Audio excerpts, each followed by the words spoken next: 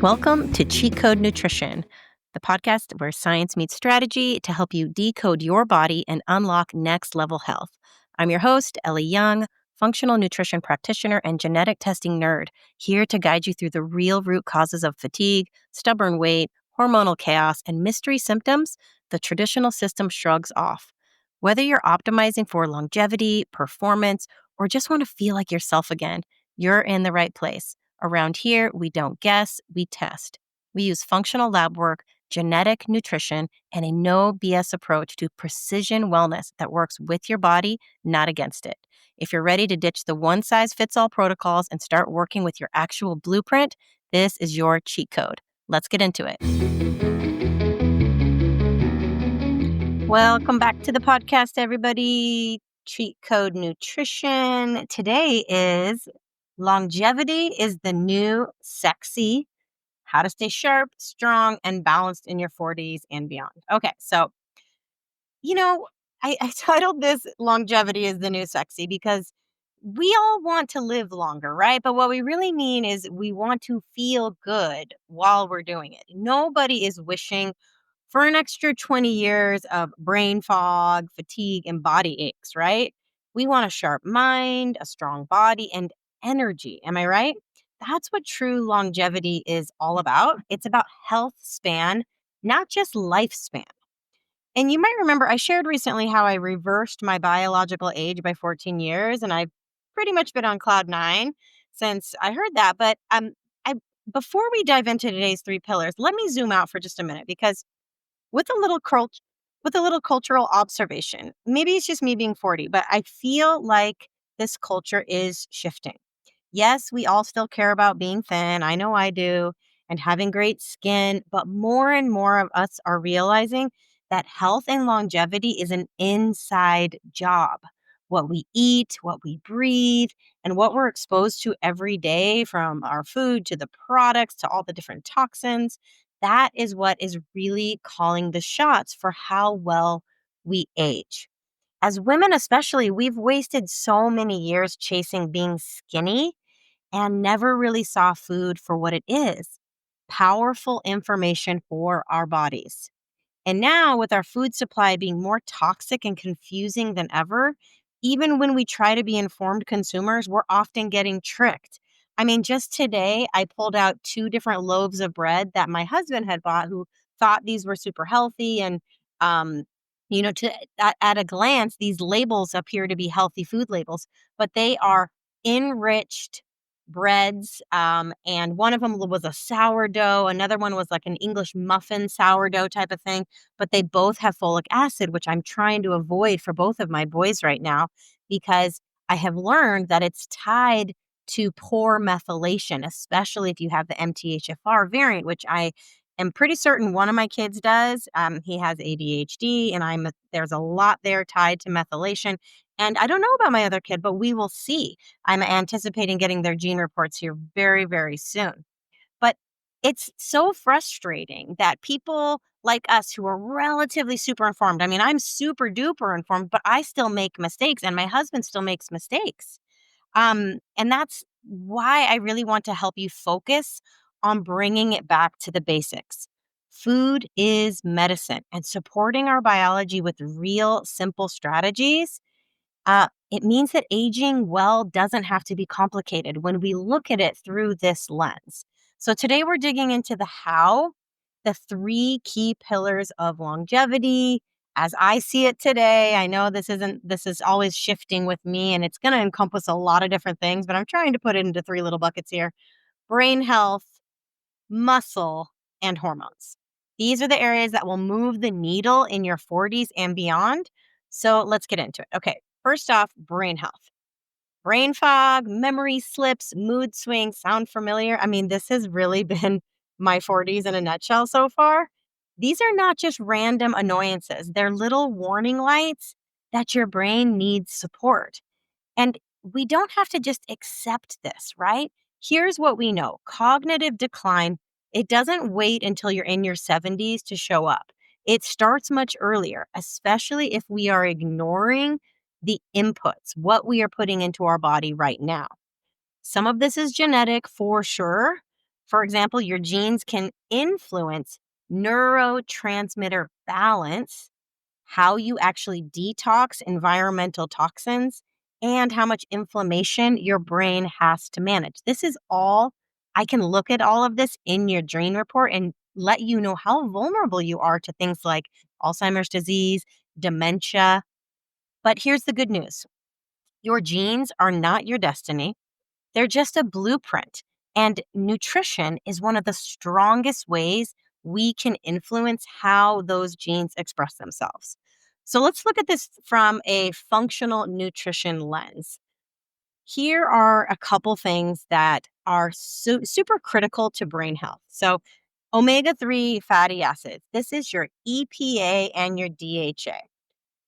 I love this supplement. It's probably the one that has risen to the absolute top of my list, as far as being a priority for so many different conditions. It's something that everybody should be on, no matter what, no matter your genes. But it is essential for brain cell membranes and signaling. Most people are deficient, especially if they don't eat fatty fish 2 to 3 times a week. That's a lot of fish. I mean, I even like fish, and I am struggling to get that much per week.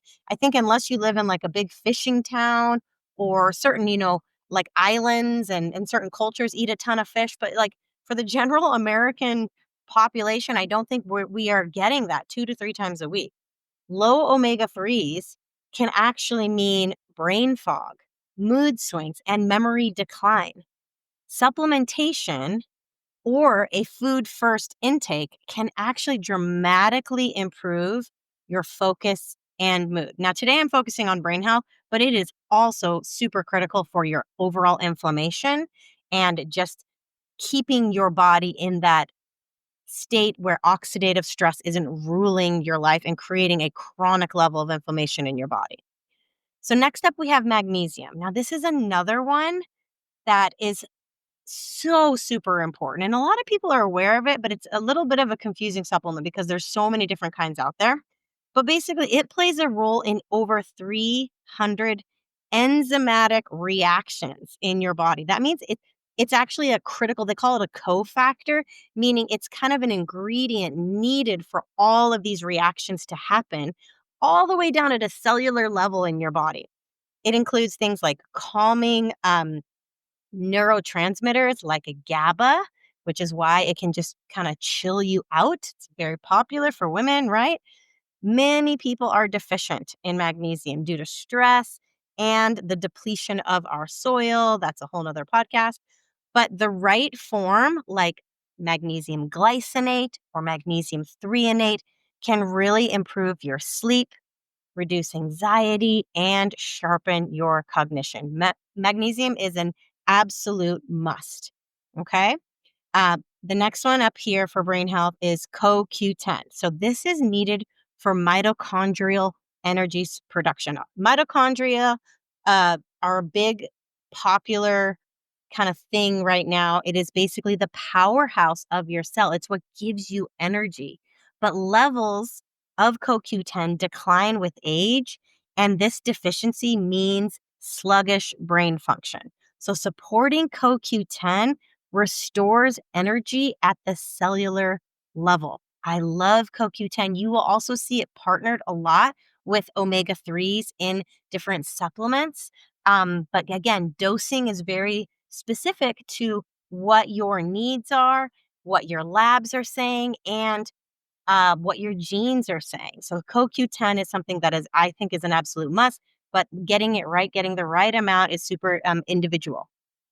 So practical things you can do right now. So I'm always going to coach a food first approach. Can we do this with the food you are eating, right? Focus on omega 3 rich foods. So it doesn't just have to be fish, but fish is one of the all-time best, highest sources like salmon or sardines. I think I've been sharing on Instagram about my favorite place to get salmon right now, and it's called Seatopia. It is farm raised fish, but they're doing it in a way that is super responsible, and they're doing it to limit the microplastics and the mercury in the fish. So this is like literally one of the cleanest possible brands that you can get right now. And it is super tasty. I have been really impressed with the quality and how tasty it is. We love it. The next part, colorful polyphenols. Eat the rainbow. Always preaching that. Eat the rainbow. Berries, all the colors, and also keeping your blood sugar steady.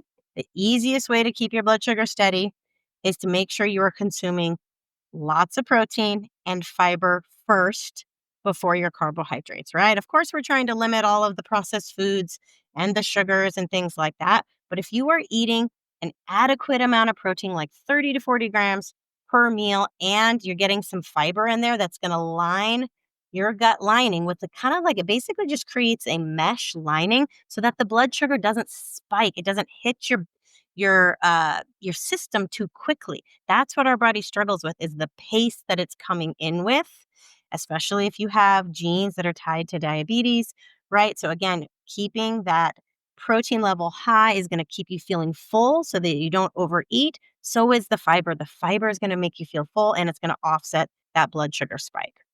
All right, supplements again in review. Think of CoQ10 for cellular energy, magnesium for that neurotransmitter support, and fish oil if you're not getting enough from food. Lifestyle. Prioritize sleep and regulate your stress. Easier said than done. I know, I get it. How about adopting some practices that actually calm your nervous system, like breath work, walking? I am coming at you right now from my walking treadmill under my desk. I am just slow rolling it here. And yes, one of the most important things is saying no to things. This is how I start help manage my stress is I have learned to say no. I think it's something that a skill I've developed in my 40s because just a couple years ago I wasn't as good at saying no and prioritizing my peace. But this is huge for stress levels because as we age as women, man, our body's ability to buffer and manage that stress just deteriorates, even if you don't think it is. Even if you're like, I can handle this, I'm doing fine. Inside, your body is not fine, and your cortisol is rising and it's causing havoc. It's causing inflammation in your body. So you have to actually be proactive and prioritize things. Prioritize taking care of yourself and saying no and relaxing and making this a part of your everyday life. All right, let's move on to muscle. Muscle is longevity currency. Okay. Here's the truth muscle mass, and you guys have heard it, it's all over the place, but muscle mass is one of the strongest predictors of health span. Muscle is protective, it keeps your metabolism humming along because it is chewing up all of that glucose. It is utilizing your glucose so that it doesn't get stored as fat. It keeps your bones strong and it actually keeps your brain sharp. And yet, women in their 40s can lose muscle faster than ever before thanks to those hormone shifts. Awesome. I'm sure you all have seen it. Like I work out like a beast and I have just slowly been watching my muscle mass dip over the years and I'm like, what is going on? How do I do this, right? This is why muscle is called longevity currency. The more you build and maintain, the more resilience you'll have later. And here's where precision nutrition comes in. Your genes can tell us how well you metabolize protein, how quickly you recover from workouts, and even your risk for things like sarcopenia. That's just basically where your muscles deteriorate away, or age related muscle loss. Okay. So, again, let's look at this from a functional nutrition lens. Protein. Protein is made up of a bunch of amino acids, right? These are critical for muscle synthesis. That's like muscle being made and repair. Many people undereat protein, especially women. Most of my clients are undereating protein, and I struggle myself to try and hit my protein goals. But insufficient intake means muscle loss, slower metabolism, and reduced resilience. Adequate intake stimulates that muscle growth and prevents decline. But here's the problem. I see a lot of people just trying to pound the protein, but not do the exercise. Just eating the protein alone isn't going to keep you like from losing that muscle mass. You actually have to stimulate the muscle with movement, with with resistance training, right? And I think a lot of people get intimidated here when they hear the words lift heavy. You got to be lifting heavy. And then they don't really have any sort of guidance or integration into their life. But if you are somebody who's not lifting at all and you just need to start somewhere, body weight exercises are awesome. I even think yoga, some of my yoga that I do is body weight exercises. It's a lot of holding planks, it's a lot of push-ups, it's a lot of like sidearm balance kind of things. That is stimulating my muscle, okay? And it's a body weight. And I'm not a light little feather girl, so I am holding up my big body, right? And that counts. Squats count, push-ups count, calf raises count. You can do a lot of this from the comfort of your own home without having to go to a gym, without having to own a bunch of equipment. So don't count that out. Start small. This is something that I really, really work with my clients on is integrating and it's starting from the very basic and not just having to feel super overwhelmed about jumping into some sort of like weight training routine, right? Okay, I digress. Next up here, creatine. Oh, creatine is like, you guys, it's like the darling now of the supplement world. It is super, super amazing for brain health, for muscle health. Every woman should be taking, every person should be taking it. I've got my parents taking it now, and you should see their reaction to it because they were just like, oh, I'm not a bodybuilder. What am I taking this creatine? And it's, so but it's super important for dementia and for Alzheimer's, preventing it and reducing the symptoms of it. So we are on it. Got the mom and dad popping creatine now, which is awesome. So creatine is naturally found in muscle tissue and it supports strength, energy, and recovery. Vegans and vegetarians are usually low in creatine, but supplementation can improve your exercise performance and even cognition. I actually think I haven't noticed a big shift in my muscle mass by taking creatine. I hope it's working. I'm probably not lifting heavy enough, but I have noticed cognitive boost from it. And I'm like, whoa, this is something. I really do feel good on my creatine. So I'm gonna give it to you real, you guys. There is a lot of information out there, and I am a study of one, my experience and my clients' experience. But again, I don't live in their body. I can only hear what they tell me about these things, but a lot of people aren't being like, I really, really feel the creatine. But what I have heard from most of my clients with creatine, they feel the brain boost. So this is something to lean on and look into and try it yourself, okay? Vitamin D is the next one. This really supports muscle strength and bone density, okay? Deficiency is super duper common, especially in colder climates or among those with low sun exposure. But to be honest, I have met people who are surfers who are out in the sun all day long and have low vitamin D. You know why? They have a gene that means they don't make vitamin D very well. And this is like super critical. So, vitamin D is another thing that we can supplement to offset any genes that are creating that shortcoming.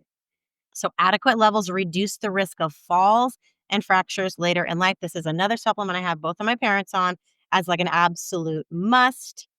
Next up, we have iron. Now, this one's really interesting because not everybody needs to be taking iron. All the supplements I'm talking about today, I'm not advocating you go out and get. It's super important to be looking at your labs. It's super important to be testing your genes and see where you might need a little more support. Iron is definitely one of those, okay? Women often run low, especially when you're menstruating. And a lot of women don't eat enough red meat or a lot of meat, or they could just, their diets in general could be low in iron. And low iron means fatigue and reduced exercise capacity. So this is something that I would check a lab before we do any supplementation of iron, but it is something that really makes a difference. Um, Another thing that is why like muscle is so critical as we age is the blood sugar connection. So muscle isn't just about strength. It's also your body's best blood sugar regulator. The more lean muscle you have, the more glucose your body can actually store in muscle tissue instead of fat. Muscle uses glucose as fuel during activity and it acts like a sponge after meals. It soaks up the blood sugar and it keeps insulin levels steady. So, less muscle means higher blood sugar spikes, more fat storage, and greater risk for insulin resistance. More muscle means better metabolic flexibility, meaning your body can easily switch from burning glucose to burning fat, and it actually protects against type 2 diabetes. So, practical things you can do. So, strength training. Obviously, we want to do some strength training, okay? At least 2 to 3 times a week. So everyone hears, oh, you got to lift heavy. You got to lift heavy. If you are new to weightlifting, you don't have to lift crazy heavy. We just don't want those little 2 to 3 pound weights unless you're like, a 90-year-old woman who has never lifted before, right? We are looking at, a little 10 pounders, 15 pounders. And then do reps until failure. Like they're looking at this kind of like 6 to 8 rep range now where that you can do them really good. But there's a concept called leaving 2 in reserve, meaning you don't want to go to 10 if number 10 is like you can barely lift it, right? You want to use a weight that means you can lift it, and then the next 2 you're kind of struggling with and your form isn't so good anymore.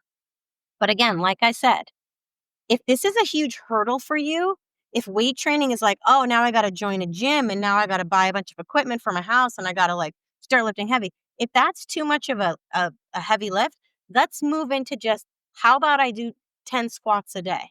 How about I work up to 10 knee push-ups and like 20 calf raises, right? Do things that are stimulating your muscle. Start small, okay? The micronutrients we talked about, iron, vitamin D, creatine, all of these are playing a role in your muscle maintenance. So talk to your healthcare provider or DM me if you want to work with me. I can really help you hone in on how do we supplement smartly for you based on your labs, based on your DNA, and develop a plan that is going to help you maintain your muscle mass. And one of the best things I do for my clients, this is just a side note, is a supplement audit. I want to check out, what are you actually taking? Are you actually taking things that are going to help support your recovery and strength? Are you taking things that are super critical for your brain health, for your hormone balance, for your detox? All of these things are super important. Or are you just collecting a bunch of supplements for the supplement graveyard, right? I used to pull things out and be like, how long have we had this? They smell weird.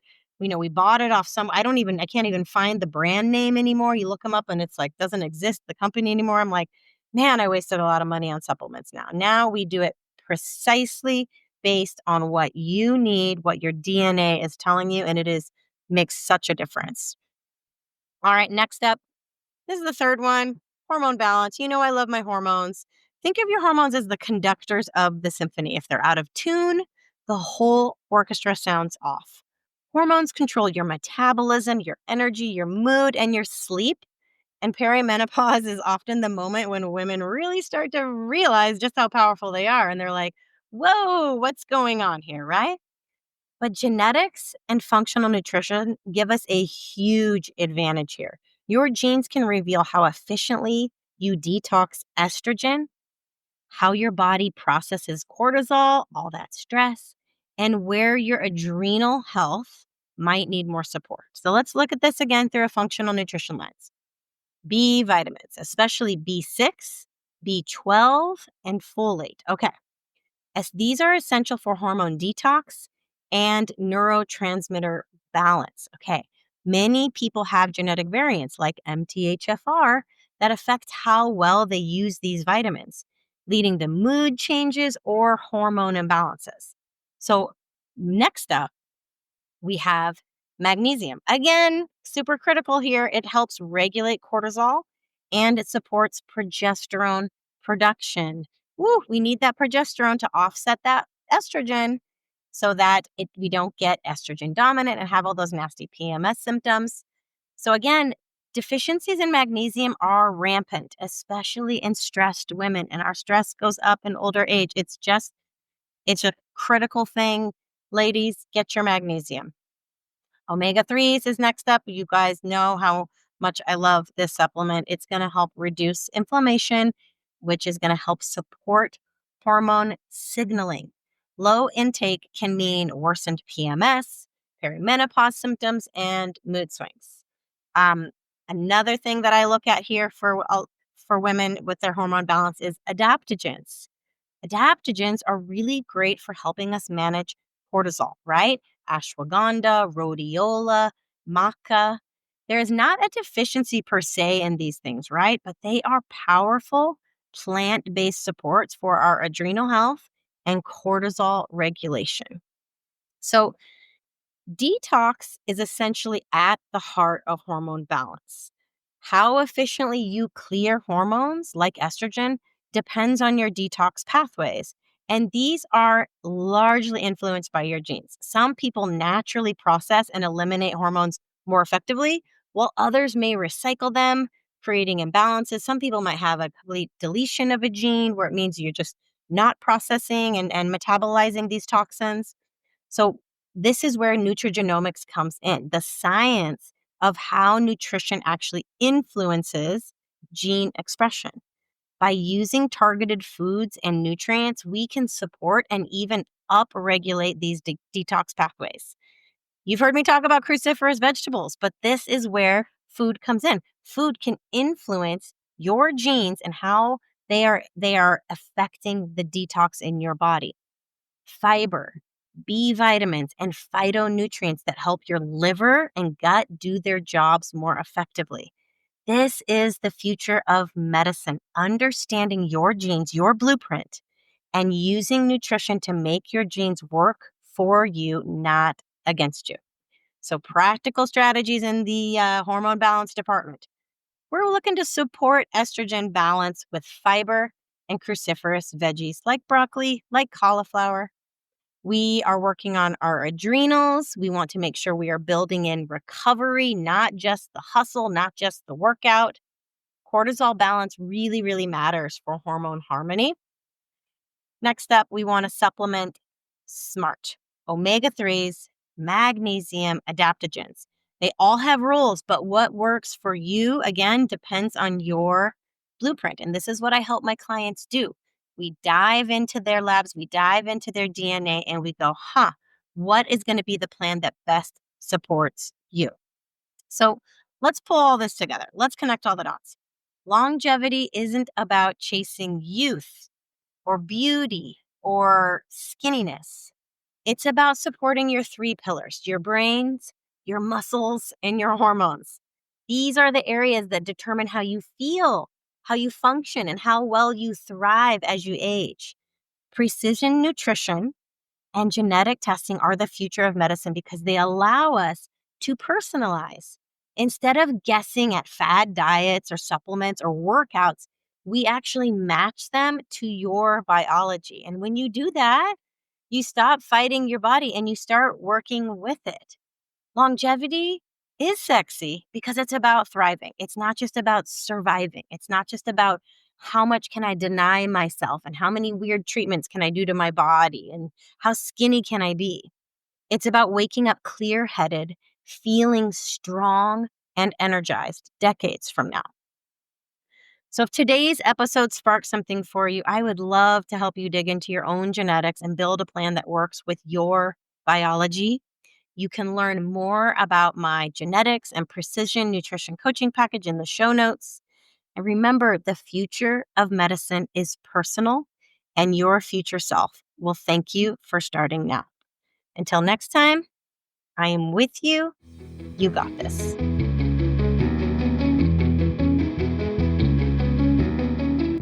Thanks for tuning in to Cheat Code Nutrition. If today's episode sparked some curiosity about what your genes are trying to tell you, grab my free guide, 5 Genes You Should Know to Optimize Your Health. It's linked for you in the show notes. And if you're ready to skip the guesswork and start working with your actual blueprint, check out my genetic nutrition coaching offer, also linked in the show notes.